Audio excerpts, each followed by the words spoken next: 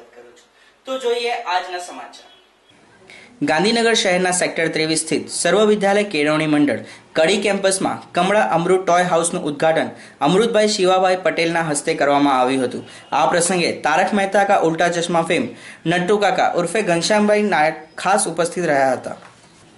આ ટોય હાઉસમાં ભૂલકાઓ પોતાના બાળપણના અસ્તિત્વને દર્શન કરાવવા તેમજ તેમના વિવિધ મૂલ્યોનું અભિસ્થાપન થાય તે માટે માનસિક શક્તિના વિકાસ માટે રમતો જેવી કે સ્ટેન્ડપીડ, cycling track, treadmill, kitchen corner, dressing corner, computer lab, mini theatre, play station, puzzles તેમજ આનંદી રમકડા જેવી આધુનિક મનોરંજન ઉપકરણો મૂકવામાં આવેલ છે અને સંસ્થાના ચેરમેન શ્રી વલ્લભભાઈએ અભિનંદન પાઠવ્યા હતા। આ પ્રસંગે સંસ્થામાં હોદ્દેદારો, કુલપતિઓ, શ્રી ડાયરેક્ટરો, આચાર્યો, શિક્ષકો તથા અન્ય કર્મચારીઓની ઉપસ્થિત રહ્યા હતા। આ ઉપરાંત 2000 જેટલા નાના બાળકો અને 2500 જેટલા તેમના વાલીઓ આ ટાઉન હાઉસની મુલાકાત લઈ આનંદના ઉદ્ગાર વ્યક્ત કર્યા હતા।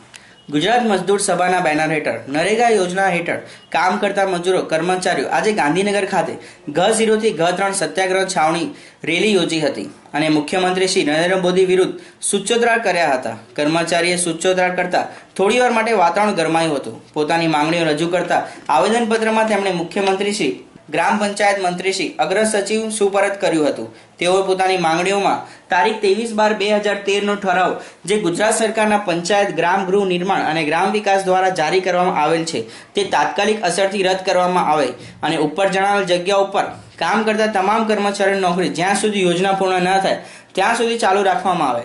આ તમામ કર્મચારીઓ નિયમિત અને કાયમી કર્મચારી ગણી તેઓને ગુજરાત સરકારના કર્મચારી ગણી તે મુજબ તેઓ સરકારી વેતન અને અન્ય તમામ લાભો આપવામાં આવે। આ દરમિયાન તમામ કર્મચારીઓને ઓછામાં ઓછો છઠ્ઠા પગાર પંચ મુજબનો તેમની પોસ્ટ ચૂકવવાપાત્ર પગાર ચૂકવવા માટે નિર્ણય કરવામાં આવે અને તે લાભ તમામ કર્મચારીઓને તારીખ 1/1/2014 થી આપવામાં આવે। તમામ કર્મચારીઓને અઠવાડિક રજા, હક રજા, આકસ્મિક રજા, માંદગીની રજા સરકારી ધારાધોરણ પ્રમાણે આપવામાં આવે તેમ કહ્યું હતું। તો આ હતા આજના સમાચાર। કાલે ફરી મળીશું। ANTV news, our city, our news.